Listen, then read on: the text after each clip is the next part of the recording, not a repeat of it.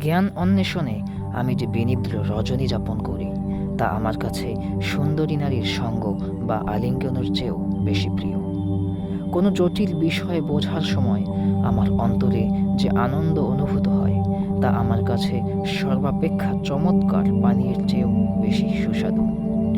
কাগজের পৃষ্ঠায় আমার কলমের যে আওয়াজ হয় তা প্রেমিক প্রেমিকার গুনগুনানি থেকেও বেশি সুখকর। কাগজের ধুলি ঝাড়ার সময় আমার হাতে যে শব্দ হয় তা ঢোল বাজানোর সময় নারীর হাতে যে শব্দ হয় তা থেকেও বেশি আনন্দদায়ক। আমি সারা রাত জেগে থাকি আর তুমি ঘুমিয়ে থাকো, অথচ তুমি আমাকে ছাড়িয়ে যেতে চাও। শিক্ষা কতই না মহৎ, আর এর মাধ্যমে আত্মা কতই না সুখী হয়। বিখ্যাত মুফাসসির আল্লামা জামাখশরী রহমতুল্লাহ আলাইহি তার এক কবিতায় বলেছেন, যার সারমর্ম